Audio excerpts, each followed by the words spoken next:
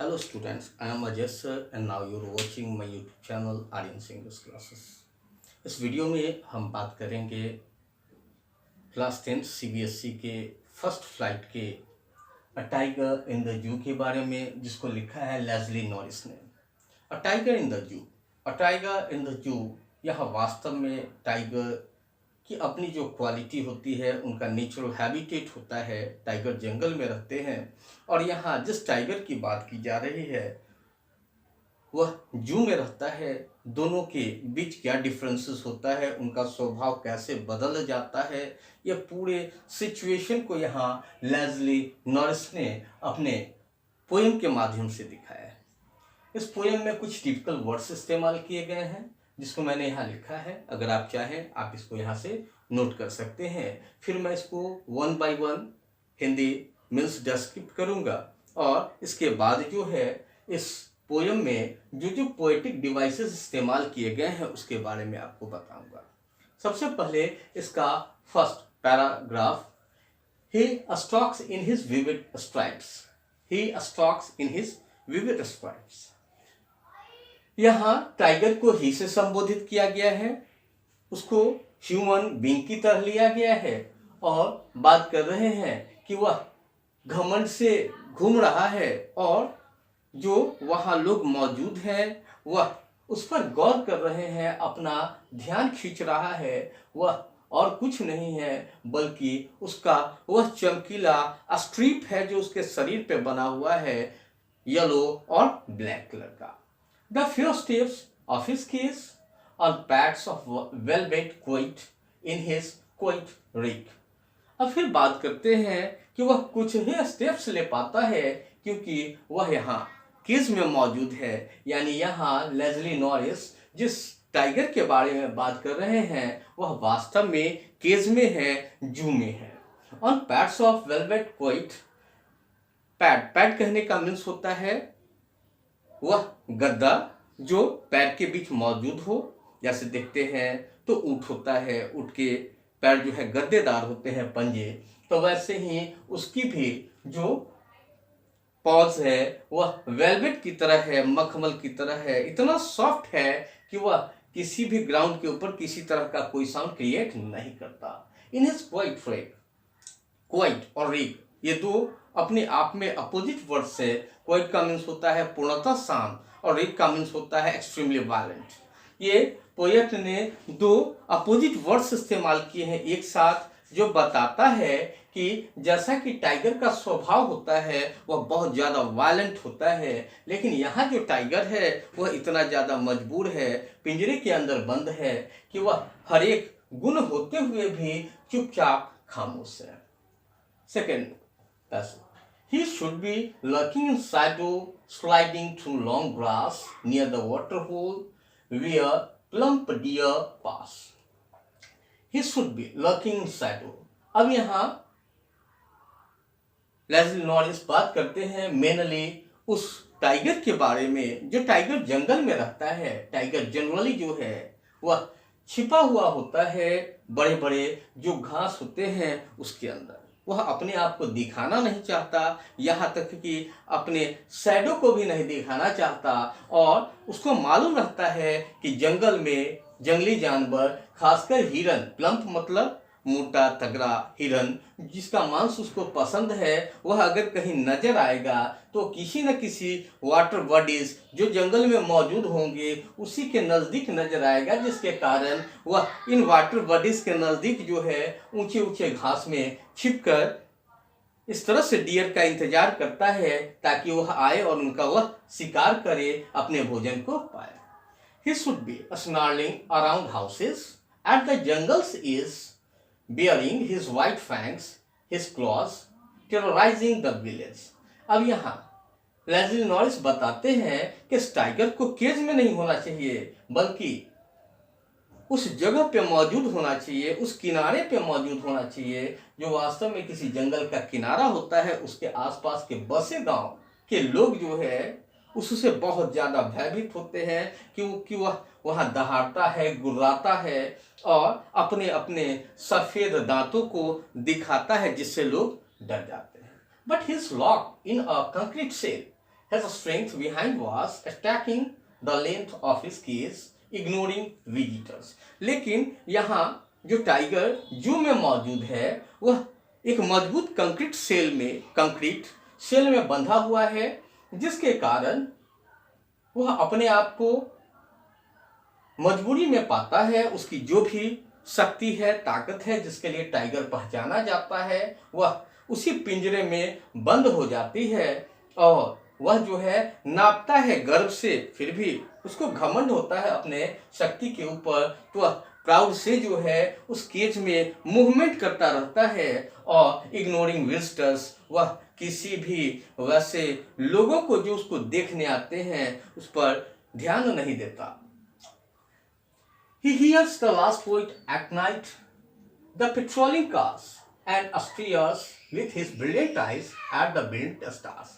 अब यहाँ Leslie Norris बात करते हैं मेनली उस टाइगर के बारे में जो पिंजरे में है, जू में है, और यह रात का उसका अंत का वह साउंड है जिसको वह सुनने की कोशिश करता है, और यह साउंड है उस पेट्रोलिंग कार की जो लगातार मूवमेंट में होती है। दिन के समय लोग वहाँ मूव करते हैं, जानवरों को देखने आते हैं जू में, लेकिन रात के समय और कोई चीज़ मौजूद नहीं होता, सिर्फ जो जू के स्टाफ्स होते हैं वह पेट्रोलिंग करते हैं ताकि किसी जानवर को कोई तकलीफ न हो।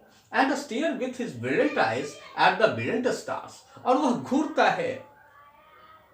घूरता है अपने चमकीले आंखों से। उसकी आंख जो है अंधेरे में चमक रहे हैं, और क्या देखता है तो आकाश में जो चमकीले तारे हैं, असंख्य हैं, अनगिनत है, उसको देखने की कोशिश करता है।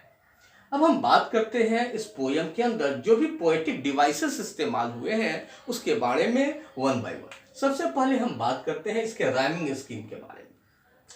अगर हम फर्स्ट पैसेज को देखें तो ये स्ट्राइप्स, दूसरा है केस, तीसरा क्वाइट, चौथा डिस।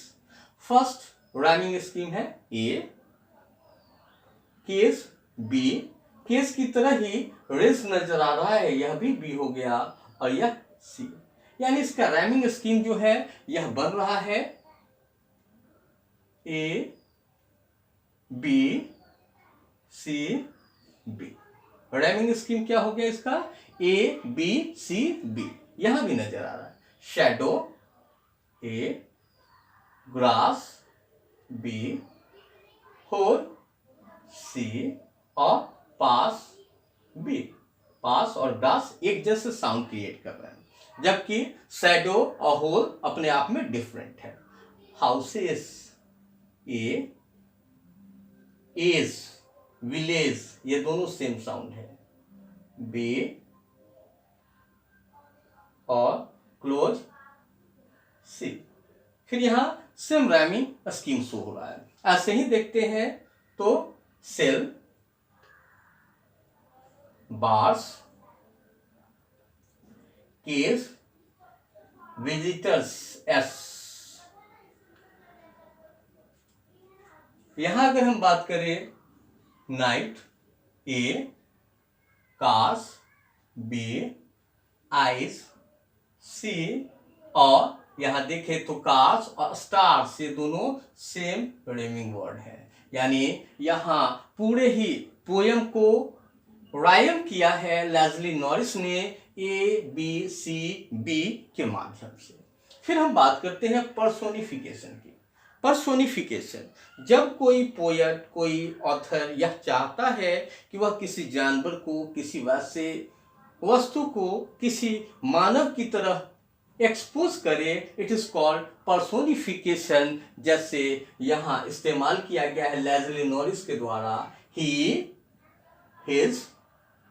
वास्तव में ये ही का इस्तेमाल जो है लेस्ली नॉरिस ने वह टाइगर के लिए किया है, जिसके लिए इट का इस्तेमाल होना चाहिए था, लेकिन पर्सोनिफिकेशन होने के कारण इसको ह्यूमन बीइंग की तरह इस्तेमाल किया गया है।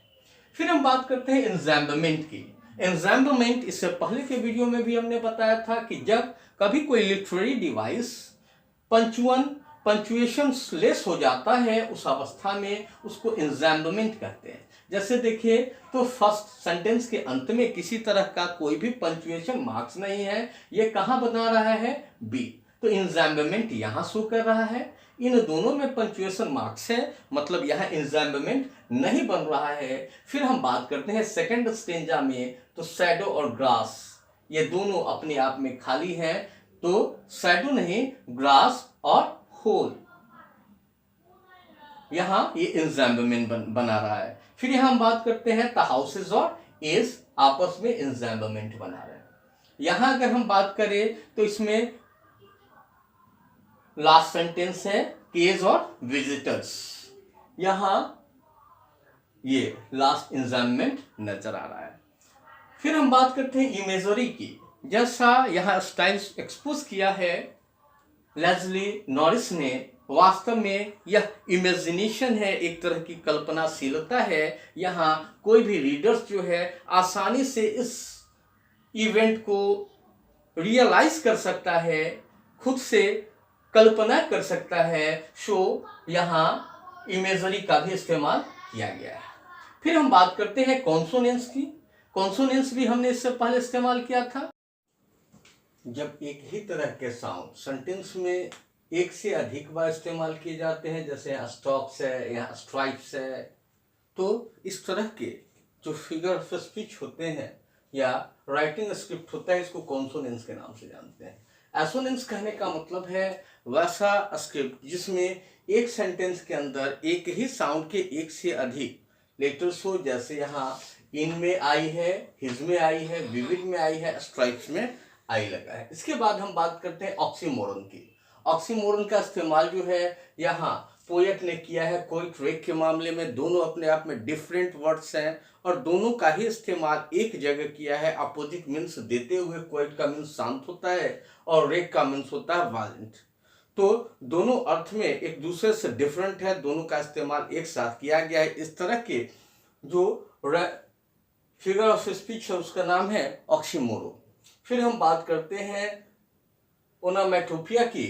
ओनामेटोपिया कहने का मीन्स है वैसा राइटिंग स्किल जिसमें मालूम चले कि सिमिलर टाइप के साउंड्स का इस्तेमाल किया जाए, ये खासकर किसी जानवर के द्वारा क्रिएट किया जाने वाला साउंड हो, जैसे इस्तेमाल किया जाता है ग्रोलिंग और स्नैरलिंग। ये दोनों एक ही तरह के साउंड क्रिएट करते हैं और एक दूसरे की तरह ही प्रतीत होते हैं। तो इस वीडियो में आपने देखा कि किस तरह से लेस्ली नॉरिस ने पूरे पोएम को दिखाया है जिसका नाम है टाइगर इन द जू, और यह सीबीएसई क्लास 10th के फर्स्ट फ्लाइट से लिया गया है। इस सेशन में पढ़ना है।